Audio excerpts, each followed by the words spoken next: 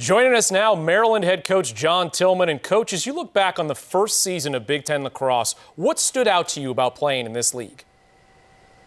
Kind of what we expected, that it would be every week, just a big challenge. Obviously, anytime you have a conference, winning that conference is one of the goals that I think any team's going to have. And week in, week out, you just saw teams fighting, try to get a W and obviously win the regular season, but also get into that conference tournament and try to win that conference title.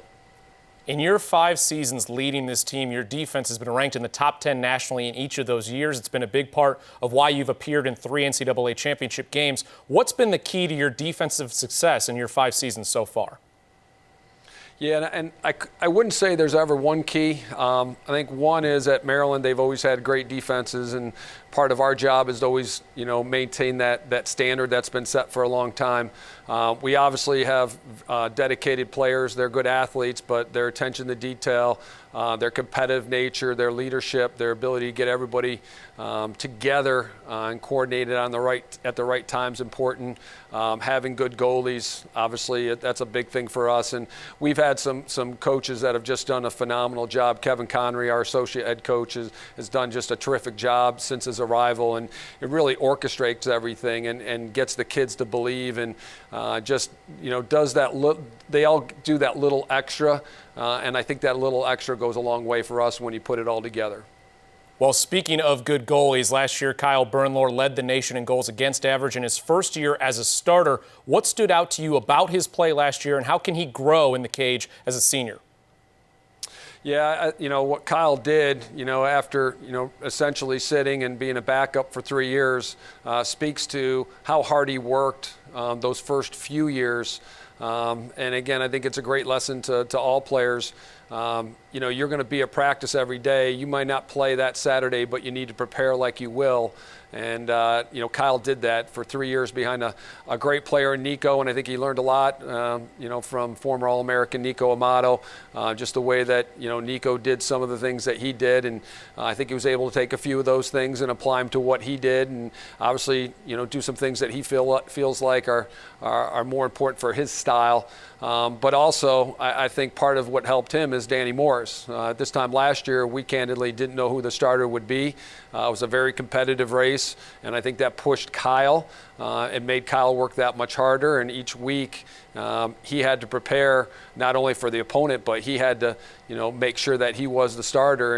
And really, since last year, we make everybody earn their spot again. And Danny and Kyle are battling again. And, it's pretty close right now. And although Kyle had a great year last year, he's got to prove it again, just like everybody else around here. Well, one of the big questions coming into this season for your team is replacing 2-time All-American Faceoff specialist in Charlie Raffa. John Garina filled in for him last year. Has he earned that spot again this year?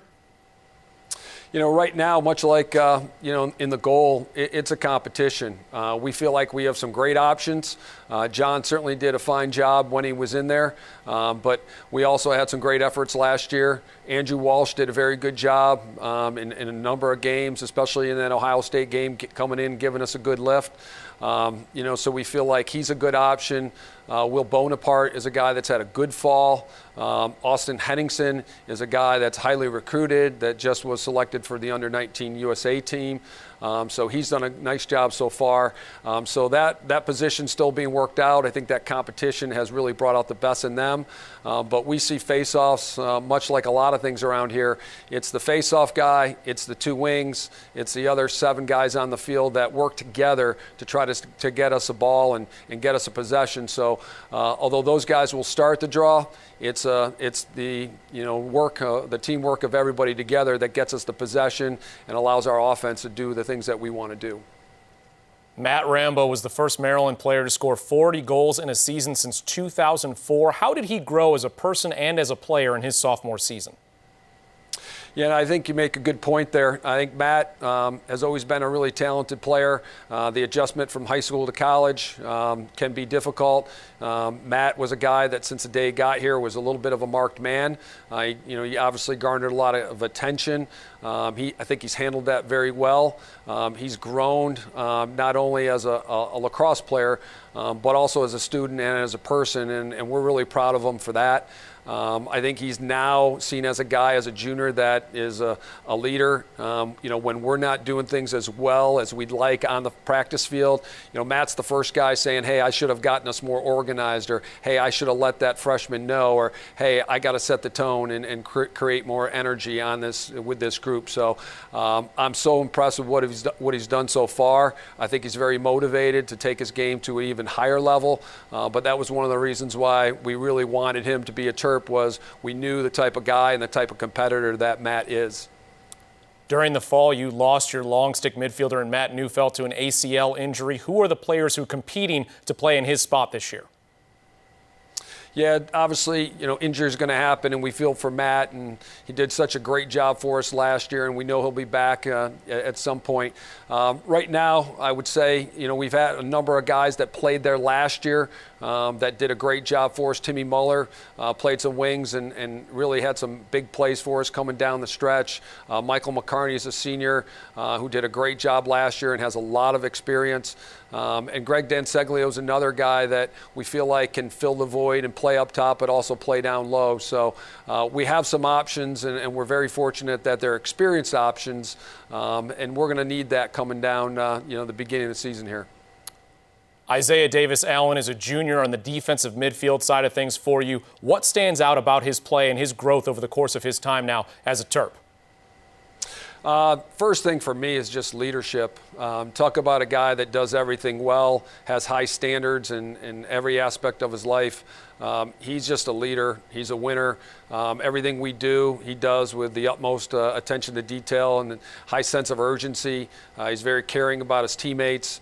When there's a ground ball, he's going to do everything he can to try to get it. Yet when we're playing on the settled 6-on-6, he'll cover his man, but he wants to make sure that everybody else is organized as well. He's very much like that in the locker room, taking care of the younger players, looking out for them on and off the field.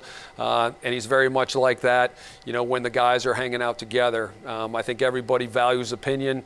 Everybody trusts him. And he's a guy truly that makes other people around him better. It's the second year of Big Ten lacrosse, but also the second year for Maryland in the Big Ten Conference. When you're talking to recruits and their families about your program, how do you describe the value of a Big Ten degree? Well, all you have to do is look at some of the numbers, in terms of trying to get admitted, or the typical student profile at the Big Ten institutions, and I think that tells you everything you need to know. You're not walking in the door of a Big Ten institution unless you have a very strong academic profile. You have to obviously do a great job with your classes, but your standardized test scores have to be very strong, and there's no easy way to get through any of the schools. You're going to have to do the work. There are no shortcuts, and you have to be fully committed to working hard, very hard academically, but then obviously being able to manage your time and handle the rigors of being a student athlete and playing some of the best lacrosse in the country.